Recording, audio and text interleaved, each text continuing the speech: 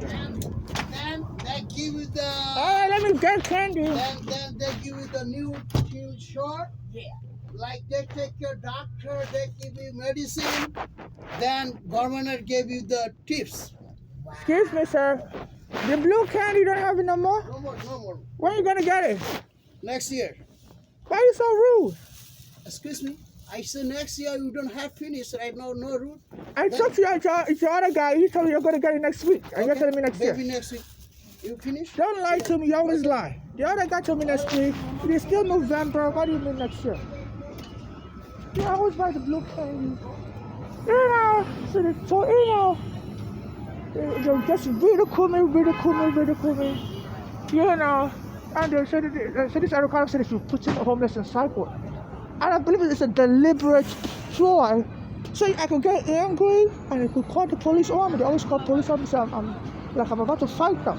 So they come and take you to Cypher, and a lot of time they kill people on the way to Cypher. There's a black American did that in Colorado. Somebody called the police and it looked like he was crazy. And the police were trying to put him in Cypher, and they injected him with a psychiatric drug. One of these drugs like Ativan, it's not really Ativan, but Ativan also is a psychiatric drug that causes you to have a heart attack. So they injected him with a psychiatric drug, and the guy went into, and they choked him dead also. He started to have a heart attack. You know, and the case went before the U.S. Supreme Court, and the U.S. Supreme Court sided with the police in Colorado. That in America, the police can use force if they think you're crazy. If somebody tells them you're crazy, and they want to put you in a cycle. So the thing that they be setting me up, you know, like crazy. Even in July 2019, an MTA worker threatened me in Prospect Park to arrest him in the bathroom. They used one of their undercover agents to come to the bathroom with me, and she was washing her underwear and, you know, turned the hand dryer on and the hot water on for over an hour. It was steamy in the bathroom. And back then, somebody had just died in the Bronx of heat exhaustion. I was reading about it in the newspaper, and it's like they have their surveillance. They use satellite surveillance to watch me also, because I used to have an immigration case. In 2000, my mother brought me to the country. My mother had a green card and I had a visa, but they arrested me. The immigration arrested me.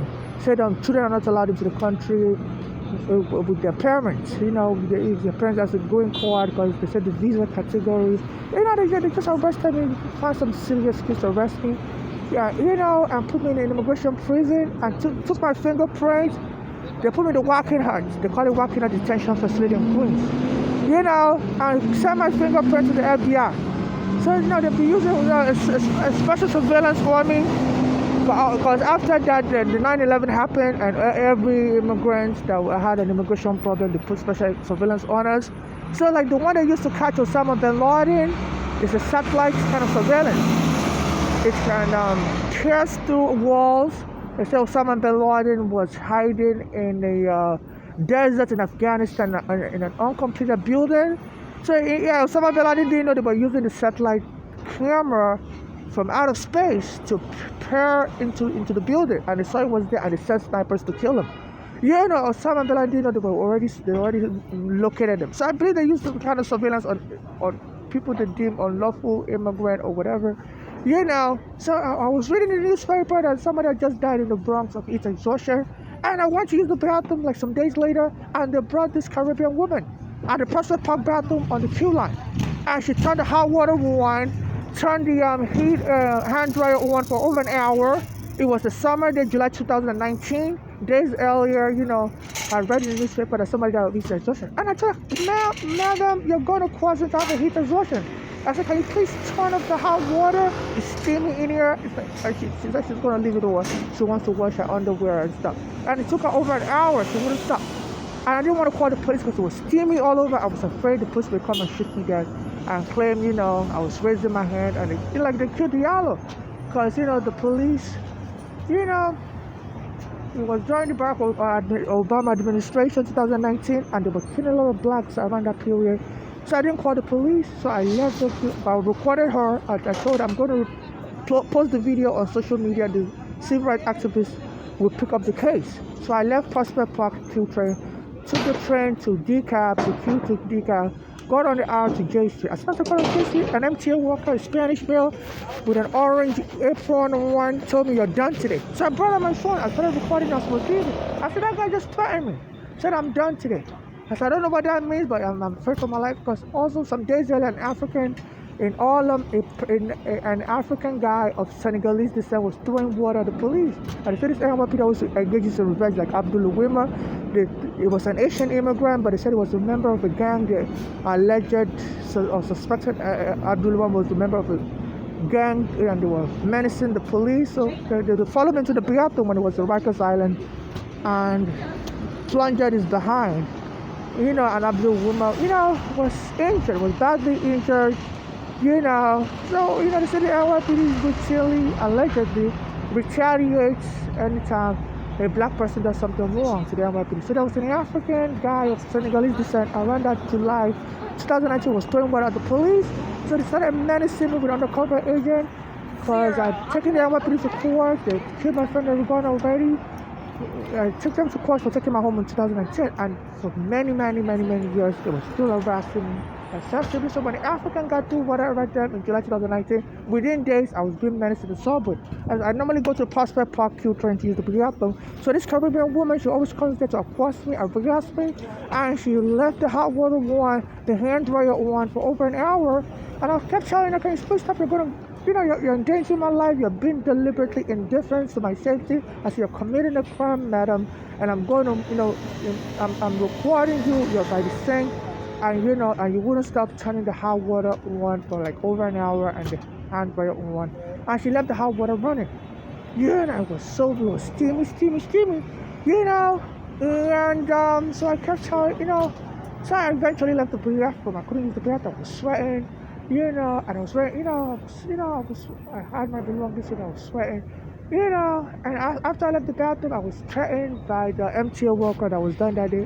And by 8 p.m., July 23rd, 2019, that same day, I was at Berrytown 4,000 at the R-string. And this guy that normally said to also accost me and menace me started touching me unwantedly in front of police camera.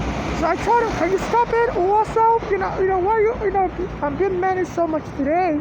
And I was even telling the police camera is recording you, and you're going to be arrested. And the police stopped the area. It was me that slammed on the floor, and they took me to psych ward. And in the psych ward, they took me to the nearby psychiatric hospital. It's called NYU Psychiatric Hospital, Brooklyn branch. And as soon as they took me there, some of the staff was laughing at me, saying me too. And I told them that hospital that, look, I used to come to this hospital before. It was owned by Lutheran Medical Services, and I said, check my record. I've been experiencing xenophobia attacks for the past year since the NYPD took my home, and there was the time somebody broke my teeth, and I came to this same hospital with a broken teeth. They did an X-ray, and I reported it as a xenophobia attack, and so many other incidents. And so this is one of the other attacks whereby somebody was menacing me outside the hospital, and the police came and arrested me and put me in the psych ward. I said, please look through your records. I don't belong in the psych ward, and release me. I said, this is July 2019. Trump was also doing an immigration raid. I said, this is very racially and nationality motivated. And they told me they're going to keep me there to observe me, and they kept me there in the psych ward against my right, against the law for 7 days. 7 days, and they were taunting me, and they misdiagnosed me that I was psychotic, I was schizophrenic. I said the same thing happened to my mother, that my mother had just been killed. Somebody threw mental illness on her also, and she was killed at Bellevue Hospital. I said, that's a creative, I said my friend Eric Garner also was trying to help me report because he was there. And, and I had to report them to the Daily News. And then when the source on the Daily News took interest, they were calling me back. That's when they finally, and they didn't even release me because I wanted to take,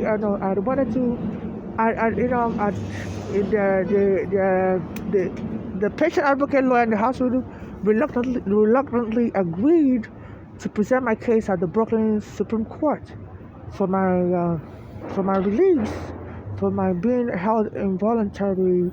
And on the day of the court hearing, the Daily News was waiting for me in court as I told them to go wait for me, to help me broadcast the matter. So the hospital took me to the court, and the sent a van to drive me outside of Brooklyn and came and dumped me in the Manhattan sidewalk. next to the Bellevue hospital where my mother was killed.